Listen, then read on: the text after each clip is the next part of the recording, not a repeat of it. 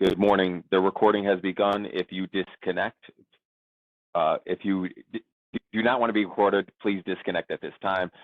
I'd like to turn the presentation over to Hemming. Hemming, please begin. Thanks, Tony, and good morning to everyone in the US, and good afternoon to everyone in Norway and Europe. We're excited to have you join us for this 1-hour webinar on opportunities in the maritime sector, as seen from the United States, and in light of the upcoming North Shipping Conference and Exhibit June 6 to 9. My name is Hemming Bjørnå. I'm the Senior Commercial Officer Specialist at the US Embassy in Oslo, responsible for the maritime portfolio. Commercial service is part of Department of Commerce. We promote US companies in their going abroad and attract investments into the US. Today's webinar is 1 hour, and we'll try and stick with that. You can follow up with any of the presenters afterwards, and we also plan for some Q&A if we have time afterwards. Partners for this webinar are Norshipping, American Bureau of Shipping, Innovation Norway, Coleman, and Commercial Service. And as Tony said, the webinar will be recorded. We don't know yet if we're going to send it out, but hopefully we will. So on the agenda today, you'll hear from Norshipping first on the impressive program that they have put up, and that they and the history that they have. Opportunities for US companies then by Coleman. During Norshipping, we'll give some a high-level overview of the opportunities in the maritime sector in Norway, as seen from the US. And then we'll do a deeper dive into some selected areas, partnerships and collaboration by American Bureau of Shipping. We'll talk about zero-emission shipping and partnerships and collaboration on that by Washington Maritime Blue. And finally, Innovation Norway will give an update on opportunities for US innovations and new technologies, and also some soft funding and project funding opportunities. And with all of that to cover, we'll just jump right into it. And first on our agenda is Cecil Novik, Sales Director of Norshipping, and Sales Manager Teresa Kjos. So Cecil heads up the conference since 2019, and she's had many roles in the energy sector and has a strong media background as well. Teresa's background from the German-Norwegian Chamber of Commerce. We've had the pleasure of working with Norshipping for many, many years from the embassy's point of view, and we look very much forward to learning more about Norshipping. Thank you so much, Hemming. I'm Cecil, Director of Norshipping, and we are splitting the screen here today, so I found that most practical. So this is Teresa. So I will start with some intro on the program and what Norshipping is all about, and then Teresa will go through the floor plan and the exhibition. So Norshipping goes back all the way to 1965. Big traditional roots in the maritime industries of Norway. Can you flip the screen, Hemming? Am I zooming in or flipping it? Does look like, okay, let's see.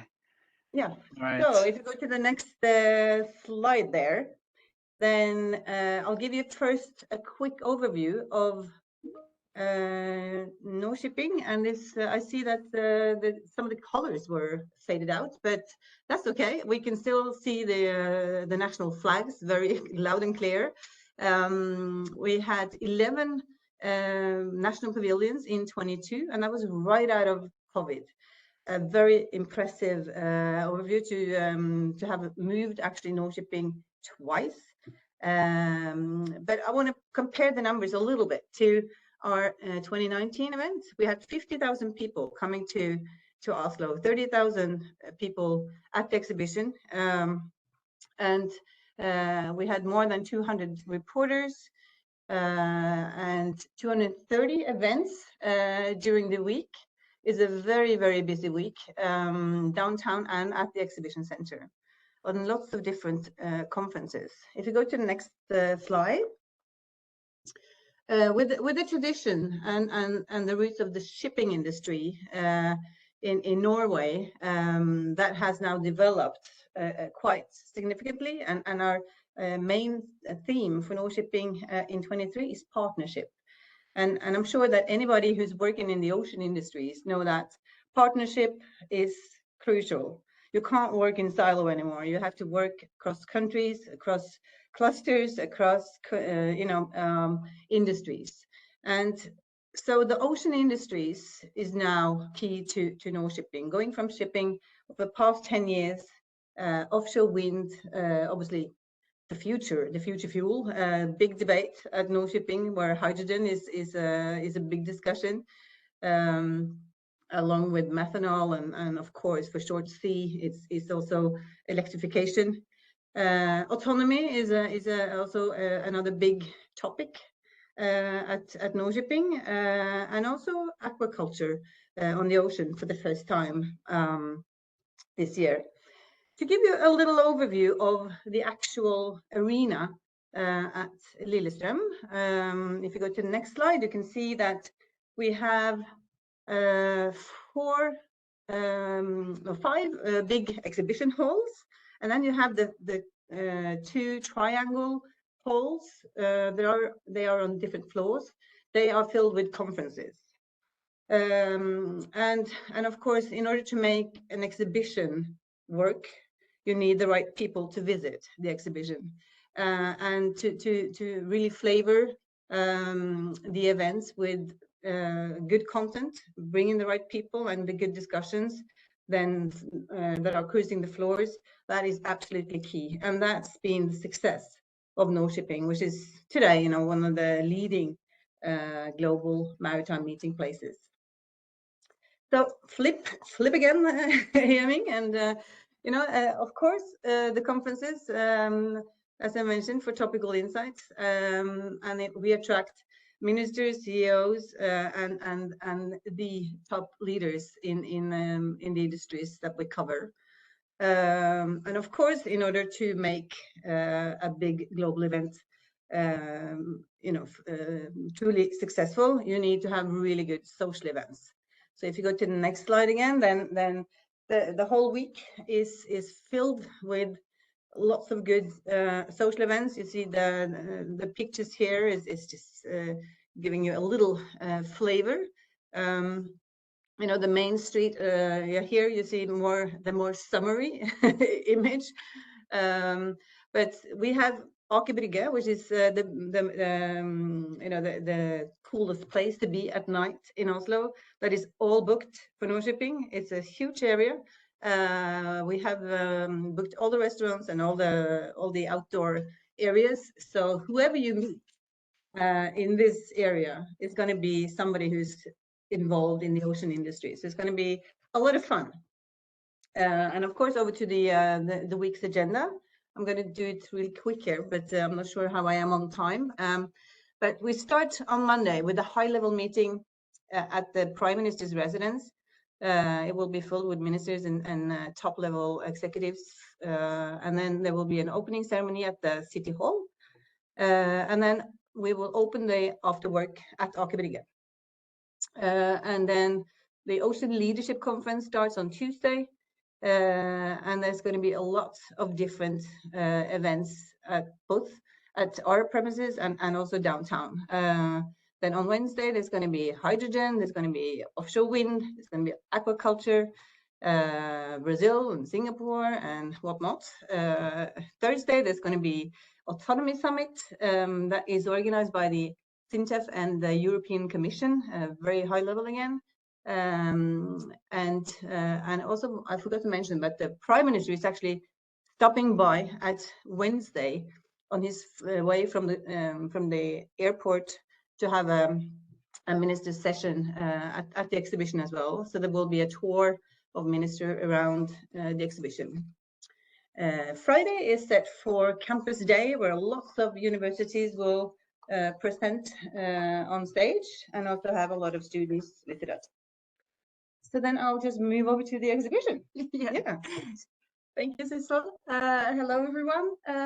Teresa, my name. I'm the sales manager. If we can get the next slide, please, to see our fantastic hall plan.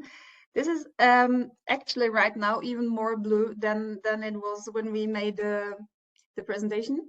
So we are getting a lot of bookings every day. Our show is really, really popular. As you can see from the whole map, we are basically hitting to be sold out. We are now at 95%. We are expecting around 1,000 exhibitors from the whole world. And we are, as you can see, 5 halls. The American Pavilion is in the Hall T, which is the one between B and C.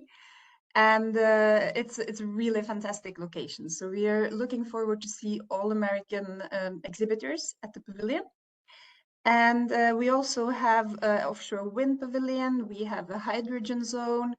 We will have an ocean campus, which is for the universities. We have actually 10 universities from all over the world signed up. So really happy about that.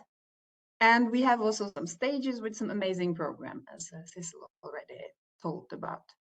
So there are also opportunities for technical seminars, a lot of promotional opportunities. So, and of course, the social gathering in the harbor and at the fair. Yes. I think we spent our time. Yeah, we did. So we're looking forward to see everyone. Yeah. And it's going to be an amazing week. And we ordered sun, only sun, for Yeah. the whole week. Fantastic. Thank you very much, Teresa and Sissel. We look very much forward to it. And you know, the U.S. Embassy and commercial service is also programming, and we typically have an event, and we look forward to welcoming as many U.S. companies as possible. And we're moving over to Coleman, who's the pavilion organizer. And you know, the U.S. has always had a strong position at North Shipping. And this year, Coleman, for the first time, has been engaged by North Shipping to coordinate this. We look very much forward to it. And Tom Coleman, the CEO of Coleman, coordinates this together with his colleagues, and he will give some insights into how U.S. companies can benefit from participating. Tom, over to you. Thanks. Next slide, if you don't mind. Denny Johnson is our project manager for the show. She's on the call today, and Denny J at Coleman.com is her email. I think we have that at the end. But you know, by the way, Teresa, I was wondering, you talked about the percentage sold out. What percentage of the show is not Norwegian, or would you say is international? How many of your exhibitors are international? Well, we do not have a percentage that in numbers, but About 50%. about 50% is international. Yes. All right, thank you. That's something that was important for my presentation. Next slide. The you know, for 60 years, I joined my dad 34 years ago, and for 60 years, our company has been advancing global trade through many different means, trade shows, different events, online platforms, etc. But for us, we're new to first-timers to North Shipping.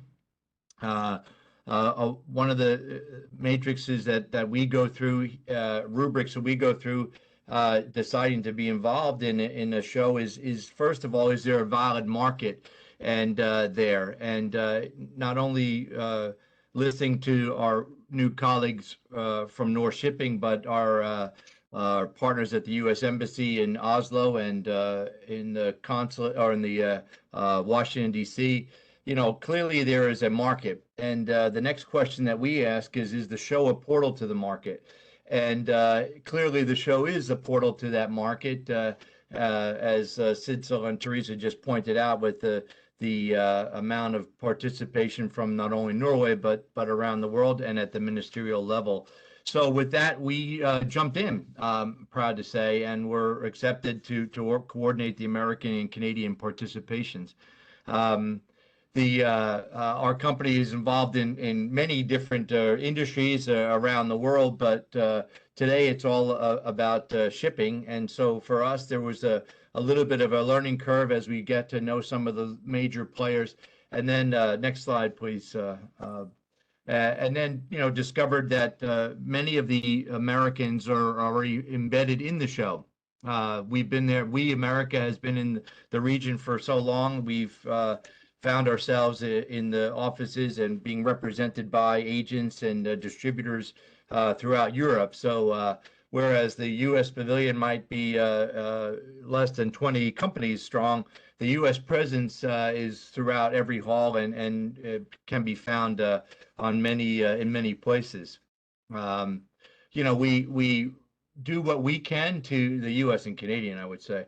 We do what we can to shine a light on the U.S. and Canadian participation. We will have a very attractive area set aside, and as Hemming mentioned, in collaboration with the embassy, put together some social events that again try to draw attention and bodies into the U.S. area. Go ahead, next slide. Inside of that pavilion, our exhibitors will have a turnkey. Some of our exhibitors will have take advantage of our turnkey exhibits. Others are going to have space only and create something of their own colors or their own design, or perhaps an exhibit design they've used someplace else. And our in-house here at Coleman Worldwide, or working with our partners at North Shipping, will create those custom displays. The options are varied, and we've done what we could to. We're working with the house builders, if you would, in order to keep the pricing down as much as possible, so we don't have to be shipping things in or dealing with any other travel expenses from builders coming from around the world. Next slide. Now, I mentioned that we're involved. I classify our company as one that is advancing global trade, and others will say, well, you're trade show organizers. We are. The majority of our work is doing that. But during the pandemic, we created something called Source Here, sourcehere.com, and all of our exhibitors at every show that we organize, and now many others from around the world, are now listed on sourcehere.com. And if you think of a social media platform, well, this is a commercial media platform. This is where our exhibitors for North Shipping will be the information about them, the products that they're bringing, the people that are going to be present, the ability to connect with them in advance, frankly speaking, is open right now. And people can start setting those meetings and to learn about each other. So this is a benefit that we offer to all of our exhibitors, and particularly here at North Shipping. Next slide. You saw from the ladies where we're right in the heart of things. You got to pass through T to get to B. I don't know how to say that anymore. But the picture speaks 1,000 words. We're right in the middle of the show, and thank you for the key location for the American Pavilion as we American and Canadian pavilions as we start on our journey. We hope of many years continuing to build the American presence. And I think I have one last slide. Please just go to Coleman.com. You'll find all the information about North Shipping there. And get a good feel about our company if we haven't worked with you before, since this is one of our first times in this industry. But we have, again, a 60-year reputation backed by many happy clients and partnerships with all the right folks. So I know, after 34 years, I know how hard it is to be an exhibitor. We know how hard it is to make those meetings, all those delegations that Sidsel and Teresa talked about, all the work that the embassy is going to be doing, all the meetings you want to have in the other halls with this businesswoman or that businessman. That stuff is super challenging for you exhibitors. You focus on that, and we'll focus on the exhibition part of it, so we can have it set up for you, so you don't have to worry about those things. If there's no nonsense that's going to interrupt your mission to have meetings and to do business. So that's how we kind of categorize ourselves and our service to you all. And very happy that my schedule worked out that I could join you on today's call. But That's it for me, and I'll be happy to take any questions now or at the end of the presentation. This slide here, sorry, I missed that, was out of order. Do be advised that through the Small Business Administration, there are funds available for SMEs to participate in the show. We have Denny and several of her colleagues here are very well versed. If you're from the state of Illinois or Chicago or Boston or any of Massachusetts or any of the above, each state, many of the states, most of the states have funding available for SMEs. So please do call and ask about that, because a few $1,000s goes a long way for airline tickets or for the cost of exhibiting. So please look into that STEP grant program. All right, let me see if there's one more slide, Hemming. Maybe I no, that's it. All right. That's it for me. I'll be hanging out if you have any questions. Thank you. Thanks, Tom. And I'm not sure, I probably forgot to mention that we'll do a Q&A, and I think we prefer in writing if possible, and we'll see how much time we have left. And if not, you know, there's an opportunity to reach any of us. Thank you very much for that, Tom. Very interesting. We look forward to it. And you know, June 6 to 9 is going to be some really busy days, and you know, lots of exciting things happening. Now we're moving on to some high-level description of the maritime markets in Norway. And this is we're just you know, going quickly through it. This is to sort of give you a flavor of what it is. And you know, I know that some of the companies on, you know, in the webinar have expressed interest in several of these categories. And again, you know, if you don't get the details you want, contact us. Let's see. So here are some of them. Offshore wind is obviously a major category. Norshipping will be focusing on that as well. It is finally happening also here in Norway, and there is a 3 gigawatt tender that is coming up now that is announced in March, broken down into 5-6 areas. The question is, how do you do business here? And the answer to that is that you need to partner up, and that is you know, can be done through many different ways, and you can search some of the clusters here. You know, the Norwegian Offshore Wind Cluster, GC Ocean Technologies. There are many meeting places. Obviously, Norshipping is a major one, and you can also speak with us, and you can speak with Innovation Norway. The ecosystem around these projects are very, very large. You know, some of the bigger players will be bidding on them, but the suppliers will be plentiful. And on the next part, digitalization, you know, I don't need to explain this because everyone understands it, but there's so much sort of back office, you know, forecasting, you know, solving difficult problems, creating autonomy, which is mentioned already, interacting with other systems, improving sustainability, not to mention. And there's so much value creation in data and software, and we see that many US companies already take great advantage of them. A couple of examples, definitely in aquaculture, with we've seen software teams from, you know, Denver develop machine learning models to predict early onset of disease with farmed salmon, for example. Another company from Washington, you know, that company was from Denver, was Manolin. And I know Innovation will mention a few others. Wish from state of Washington have an AI to sort out unwanted pink salmon and in salmon rivers in Norway. So that's just a couple of random examples, I have to say. And also on zero emission shipping, that's a pretty sort of a large category. You'll hear from Washington Maritime Blue on this, but just for some context, right now, out of the 228 ferries that is on the Norwegian coast, 52 of them are already zero emission, mostly battery electric, which is, you know, 30%. And the goal was for the fleet to be fully zero emission by this year, and I'm not exactly sure how that's going. There's also an additional 20 electric vessels out there. So if you have anything in this value chain, great opportunity. When it comes to the deep sea part of the zero emission, that's something else.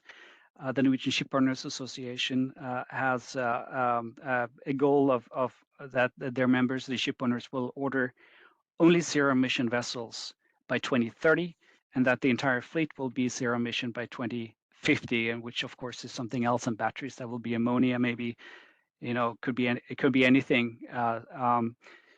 And on aquaculture to your right, as you can see, this is beyond only net pens. There's also quite a bit of offshore technology and innovations and ideas, quite a bit of US sort of content into that. Lots of thinking that needs to happen to solve some of the sustainability problems that we see. It could be escapes, it could be fish lice, creating the best fish feed, algae blooms, and how to measure, oxygen levels in the water column and all sorts of things. And particularly, as mentioned, data-driven innovations. And the profitability in this industry is very high. And so, in order to grow it, these sustainability challenges needs to be solved. And so, the producers are on the lookout for ideas to increase their return on investment. Let's see next. A couple of other things. Research and development and academia. There's a few pretty strong institutions that are welcoming partnerships. SINTEF Ocean, as you can see in this photo. Norwegian Institute of Marine Research is another one. Cruise and tourism, there are some 3,500 ports of call, 4.5 million passengers or so on the coast. And the driver for technology in this space comes from the government's incentivizing sustainability by, for example, giving discount based on the environmental ship index. And also sort of high emission vessels are banned, from certain fjords, for example, and are being sort of forced to connect to the grid, let's say in a harbor, which again is an opportunity for new technologies. And leisure boats, there aren't many manufacturers in Norway, but there's a very, very high demand. The US brands are typically niche and high-end, and sometimes it can be cost prohibitive, to ship high volume boats, and unless you can put them in containers. But it's other categories, wild catch, also known as fishing. I guess there's the Norwegian fleet the Norwegian volumes are the second highest in the world by export value, I think. And so there's quite a bit of business, and historically there always has been. And not to mention, and going back to fishing, obviously sustainability and safety are a couple of keywords to mention. And on energy, a lot can be said about that, but everything is offshore. This is, from a GDP point of view, a very, very sort of important industry. Norway is now the largest exporter of natural gas to Europe. According to the analyst Rystad, Norway ranks as the largest subsea market globally, and together with the UK, the region probably with the strongest market over the next 3 years. There's expected to be, I'd say full swing, I guess, over the next 7 years, based on some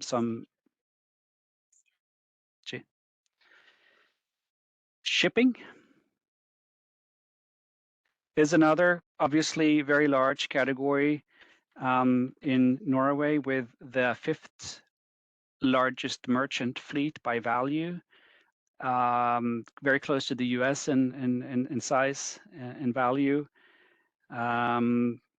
Ro-Ro, as you see on this photo, dry bulk and specialty supply vessels and rigs make up sort of the rest primarily. And another point down left that is coming up is carbon management. And what you see here on this photo is a picture of Longship, which is Longship, which is a site for depositing carbon.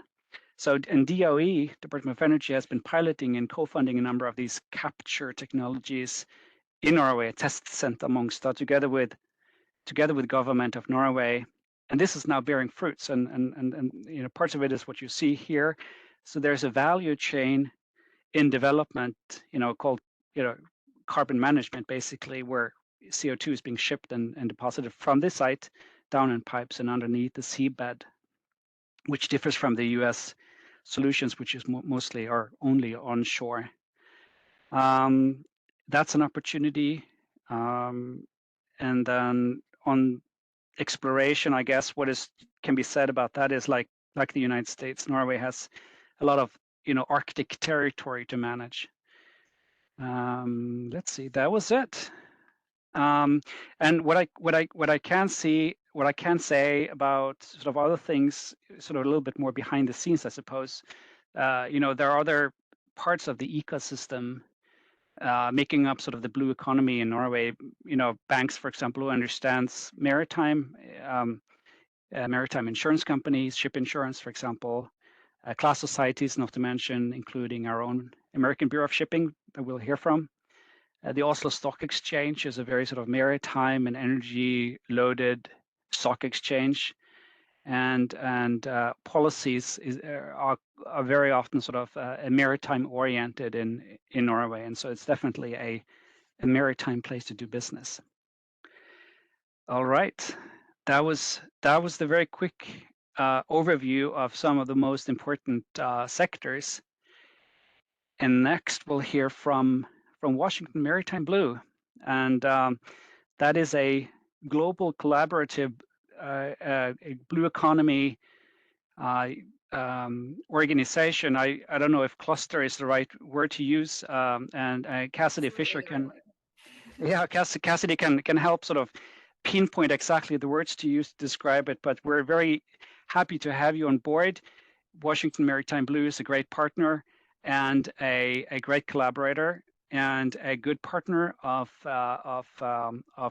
Norwegian stakeholders. And so over to you, Cassidy. Thanks so much, Hemming. Can we go ahead and go next slide? So thanks everybody for coming. My name is Cassidy Fisher. I'm the Director of Joint Innovation here at Washington Maritime Blue, and we'll dive into some conversations around green corridors and partnership opportunities between US and Norway. And next slide. So just a quick overview of Maritime Blue. So as Hemming said, we are a nonprofit cluster organization based here in Washington State, but our membership is made up of both Washington partners as well as national and international partners. And as a cluster, we're working to accelerate a blue economy, which we define as a maritime sector that is equitable, sustainable, as well as profitable. And we do this by being a catalyst, a convener, a facilitator between all of our partners across industry groups, public entities, research institutions, and nonprofit and community organizations. Next slide. And this next slide just kind of shows the breadth of that membership across those different groups. And next slide. And we do this in kind of 4 key ways. Our Blue Ventures program is focused on supporting entrepreneurs and helping provide pathways to capital in the blue economy space through multiple accelerators and incubators. Our equity and engagement team is working with youth from underserved communities and communities of color to provide pathways to the maritime sector. And doing that in a holistic way by also providing diversity, equity, and inclusion training to employers to really make sure that's going to be a sustainable partnership and long-term career opportunities. Our Blue Hub space really serves as a physical representation and space for us to do a lot of the facilitating and convening that we participate in and lead. It's also our offices as well as co-working space for many of our members and partners. And then lastly, my work with our Joint Innovation Program is focused on leading, participating in, convening collaborative initiatives and joint innovation projects to help drive and accelerate technology, innovation, demonstration, and deployment in the blue economy sector. And that's where our work is really focused around things like offshore wind, fast foiling ferries, zero emission technologies, those sorts of things. Next slide. So diving into green corridors, I just want to do a quick kind of definition to set the stage. So the US sees green corridors as maritime trade routes which showcase zero emission fuels and technologies between 2 or more ports. In late 2022, I had an error on this slide, so my apologies. The US and Norway launched the Green Shipping Challenge at COP27. And this was really the culmination of more than 40 major announcements across countries, ports, and companies that were all focused around production of zero emission fuels, demonstration of low, no emission vessels, and a commitment to participate in and help drive policy that was going to support the adoption and acceleration of these. As a way to actionalize some of this work, the US and Norway have long been in partnership along with Denmark, more recently Germany, and the Global Maritime Forum, as well as the Maersk Mc-Kinney Møller Center for Zero Carbon Shipping, as part of the Zero Emission Shipping Mission. And this group is looking to, again, catalyze some of the work that was announced as part of the Green Shipping Challenge, with a focus on ships, fuels, and fueling infrastructure, which is a really important add. And those are really the 3 legs of the stool that are required to stand up green corridors. Next slide. So beyond, these kind of big announcements, how does this actually work? We see, at a government level, this is happening through these large announced partnerships, but more intentionally, it's executing through providing funding pathways, implementing regulations, and providing incentives to help drive industry forward. At an industry level, the way we're really going to see green corridors happen is opportunities to collaborate.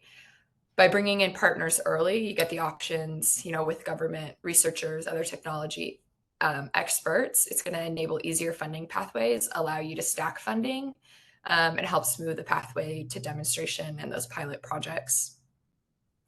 Similarly, looking to areas where there's existing infrastructure and expertise that have the system in place to help move the needle. So you'll see there's a lot of things happening, as Hemming presented, in Norway in this maritime decarbonization space, as well as more broadly in Scandinavia and Europe. That's really because this area is a global leader and proving ground for a lot of this work. And so working with partners from these countries as knowledge partners is invaluable in helping accelerate. Lastly, looking to groups like ourselves, clusters that are really meant to be natural places for convening and collaboration, that have broad memberships already across industry, public entities, research and nonprofit groups, and that are heavily involved in many of these corridors, both locally and globally, that is going to really provide pathways for knowledge sharing, to make sure we're learning from each other, so we're not all working in silos and duplicating the same mistakes. And as you look to clusters more broadly, so we're based here in the northwest of the US, but our sister cluster, NCE Maritime Cleantech, is a key leader of this work over in Norway. There's a number of other European clusters we'd be happy to point you towards. Also here on the West Coast, TMA Blue Tech, which is based down in California, the Alaska Ocean Cluster, and Blue Sky Maritime Coalition, which is more of a collaborative, I would say, than a cluster, but is working broadly across North America, involved in a number of the green shipping corridors that have been announced to help drive some of this work. Next slide, please. So just diving into some examples of how this can happen, a key one we like to point to is one of our companies, Amogy. Amogy is a US-based ammonia cracking technology manufacturer. They attended North Shipping with us last year in 2022. We're able to connect with a number of Norwegian partners, and in September actually announced deployment of some of their operations in Norway to start testing their ammonia cracking technology. And then more recently in March, actually announced that testing underway. So that's the headline that's shown here. And they'll be building the world's first ammonia-powered tug using this technology. And just to clarify, this is cracking ammonia into hydrogen to generate electricity to power this tug, and ultimately, ideally, to power shipping, cargo handling, or cargo vessels. As they look to build out their first ammonia-powered tug, their fuel is also going to be provided by a Norwegian company, by Yara Clean Ammonia, which I think many people have heard of, the Yara Birkeland, which is the world's first automated cargo vessel. So just another great example of collaboration. We also like to point to Corvus. This is a Norwegian company that through a number of delegations, both by Norway and their companies to the US and by the US to Norway, by cluster to cluster work, we were able to help introduce them to some partners, and ultimately they have now opened their first US factory for maritime batteries here in Washington State in Bellingham. One last example that's a little bit more adjacent, but Boeing and Norwegian Airline are also working in partnership using offshore wind generated off the Norwegian coast to create sustainable aviation fuel. So I'm excited to see how that, provides a pathway to similar type projects that are going to be producing maritime specific fuels like ammonia, methanol, and others. So I think these all just go to show the effectiveness of engagement with clusters and our global partners. Doing things like attending North Shipping, participating in trade delegations can really help drive the green corridors and the projects required to be successful. Next slide, please.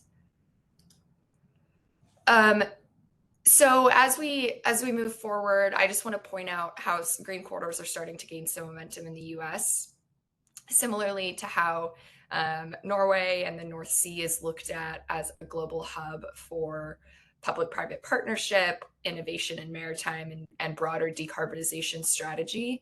The Northwest of the US is really establishing itself as a center of excellence for this work as well.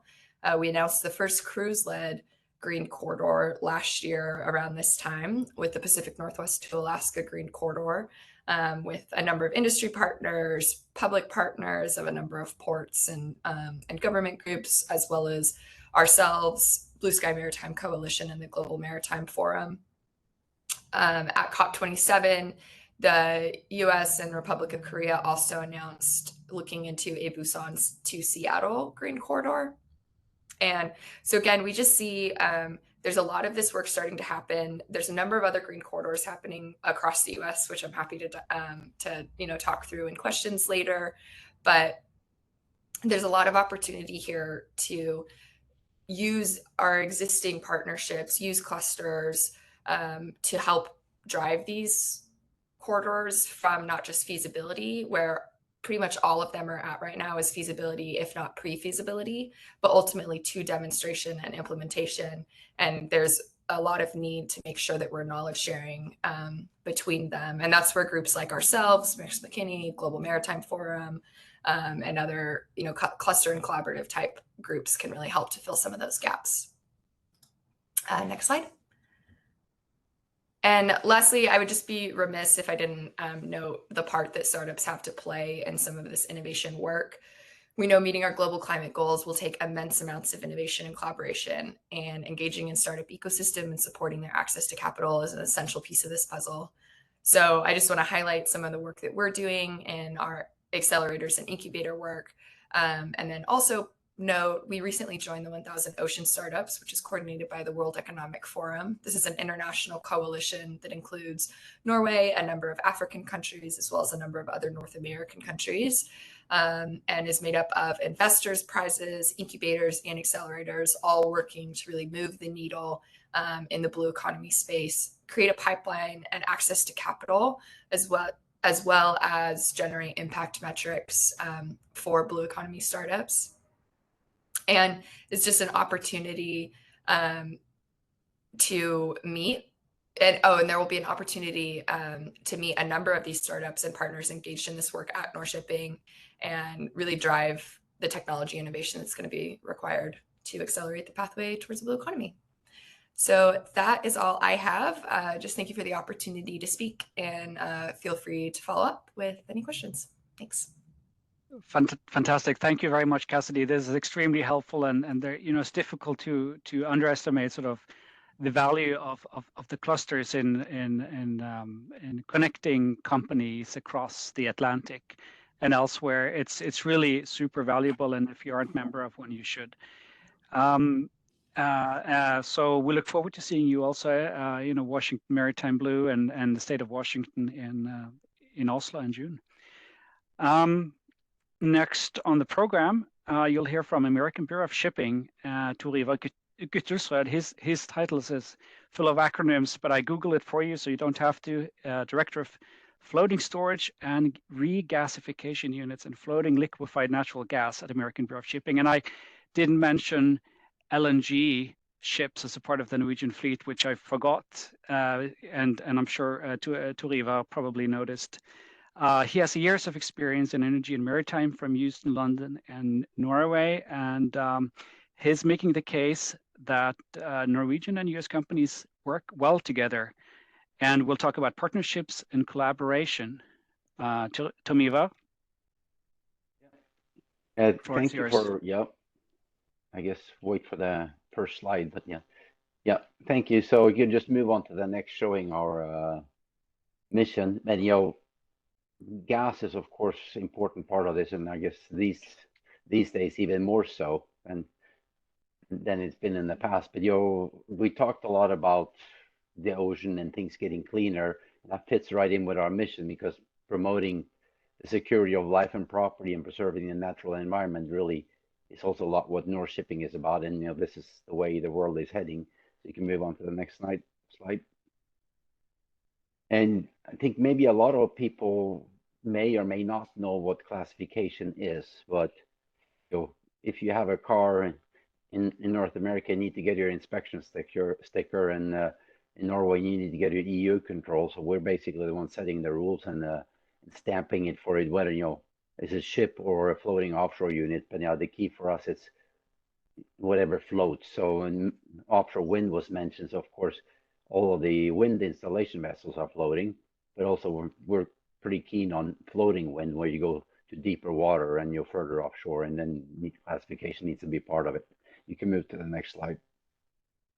And we've been in Norway, for 31 years, and we've been at Norshipping since '93. And we have 3 offices in Norway, in Oslo, Bergen, and Ålesund. And we, of course, anything maritime, we stick close to the coast.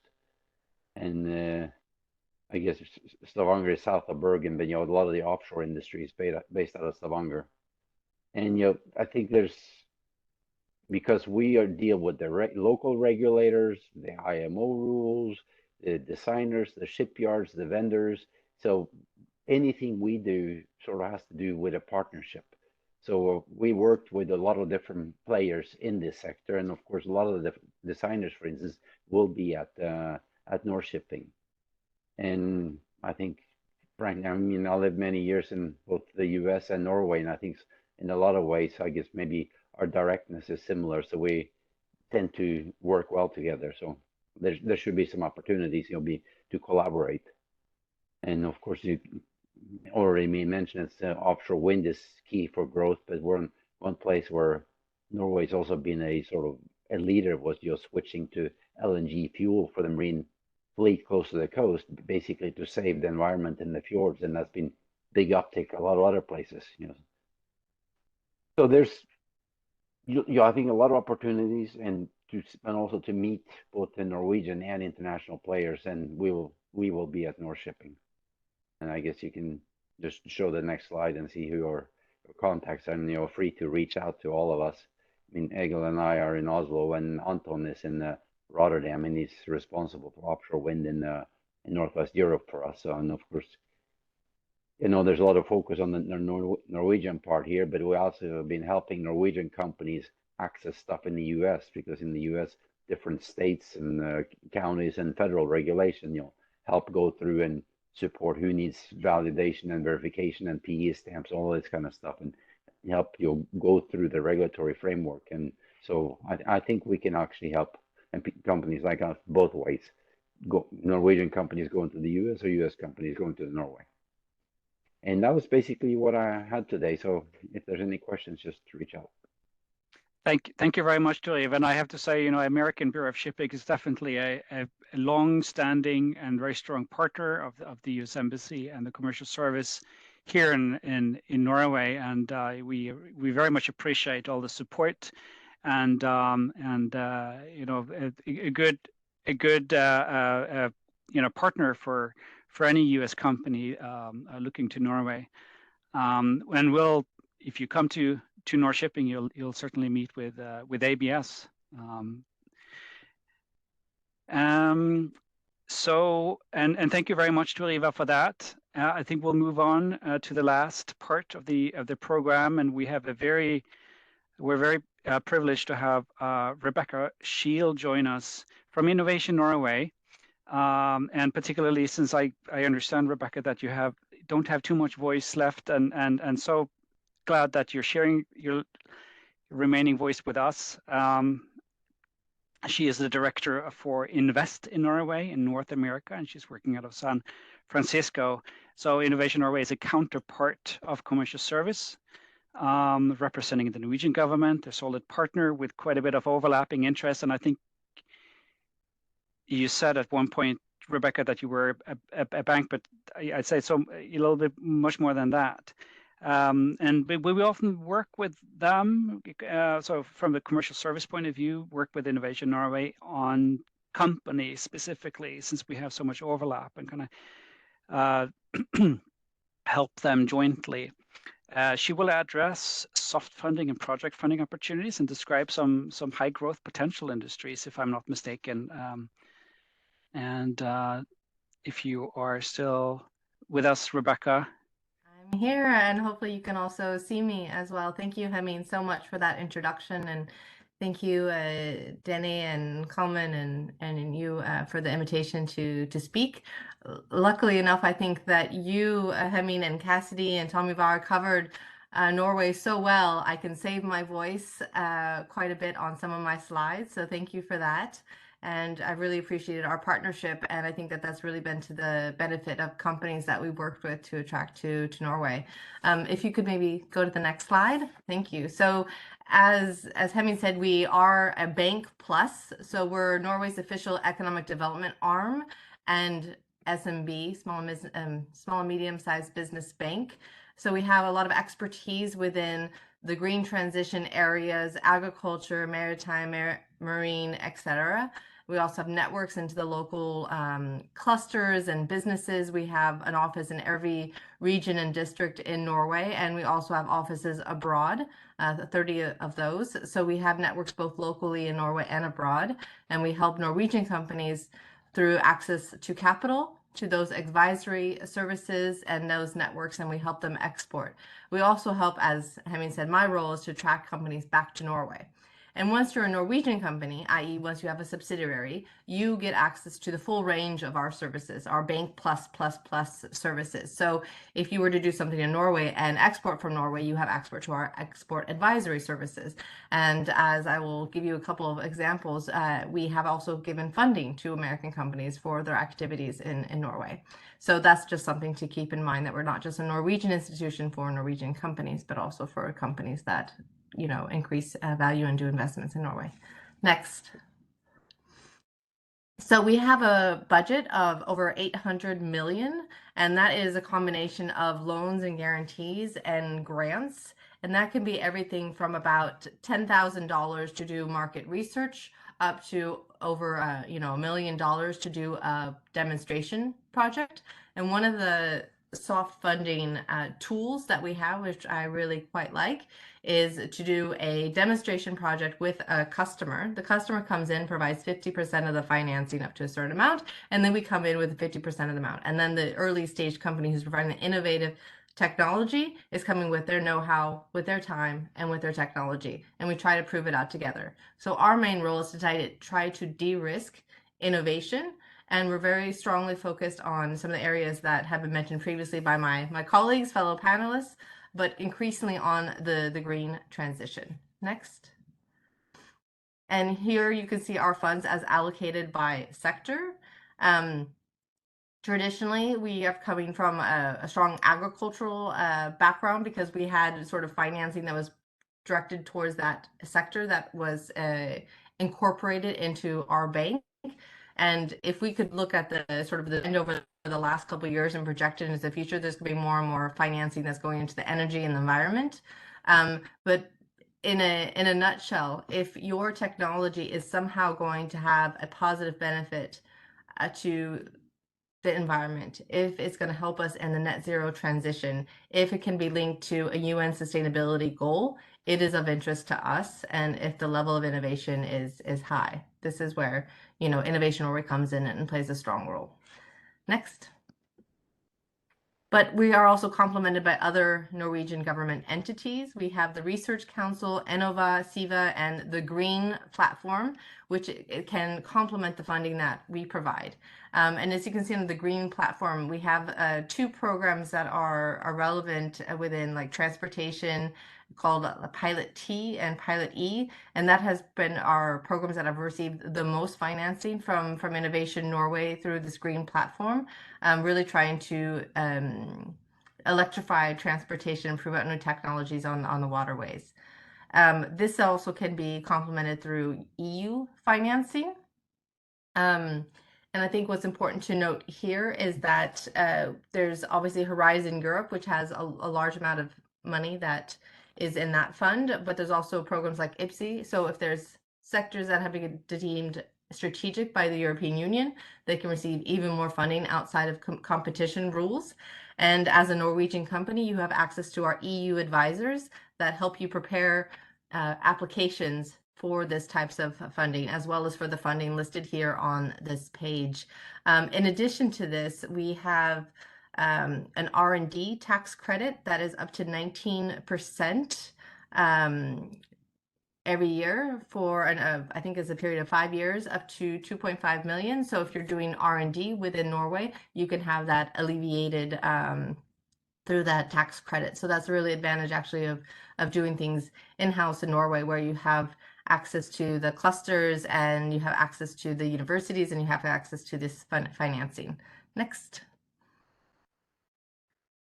And one of the areas where we think that Norway can really play on the global scene is being the first market. So if it's within energy, within maritime, within the green transition, as you can see, we have sort of the largest market within EV sales. That has been primarily through policy incentives and funding.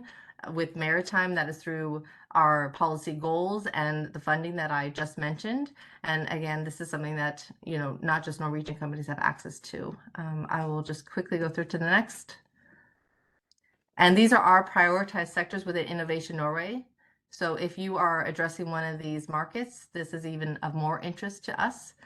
And I think that they've been very well described by my colleagues. So I will just move on to the next. And we have 4 examples here of US-born globals that have selected Norway as their first market, both within offshore wind, within maritime, and with aquaculture. And I think I'll just, I wanted to go through briefly, but I can also see that time has run on. But I would say IO Currents is a data science platform that allows for fuel to be more efficiently used. That is one that we worked with the Maritime Blue Cluster and with the US Embassy to help them get to Norway. And they have a partnership with Kongsberg, one of our largest IT and software companies. Aquabyte joined an accelerator run out of a cluster. These are great organizations to help born globals get into the local market. They've raised Series B 25 million in funding, and I believe we've also funded them, and they're accessing our export services now. Aquai is a underwater robotics company, and they have a strategic investment from Norway now, funding from Innovation Norway, and they've been able to also, you know, increase their presence in Norway over the last couple of years. We worked very closely with the US Embassy on that. And Makani is a Kite wind turbine company that did testing out of Norway. So it was a completely free offshore testing facility that they just didn't have access to in the US. And so they started testing out that in Norway. So plenty of opportunities and modes of entry. And I think that you have a wide panel of people to contact who can help you move forward and sort of get into the right networks and find out what projects are going on. Next. And I think that's the sort of the last thing I want to leave you with, is that one thing is to have your idea, your technology, and find the market through working with one of us, or all of us really. And the second thing is to find out what projects are ongoing. Here is one where the digital port infrastructure, where the ports themselves have said, this is something we need. They get the consortiums together, and then they start working on a solution. So without knowing the technology that might be existing in the US, they might be developing the technology on their own. So what we would like is that there's this opportunity to match make. And we see that also with offshore wind. We have consortiums that have already been formed, but maybe they need access to the best technology that could be coming from the US. So I think that is pretty much, I think that's my last slide, Hemming. But yeah, reach out to me if you need any help. And our services towards foreign companies are completely free. Fantastic. Thank you very much, Rebecca. And here are the rest of the speakers for today. I see that we're reached the top of the hour and a few minutes over, and that was a great timing. And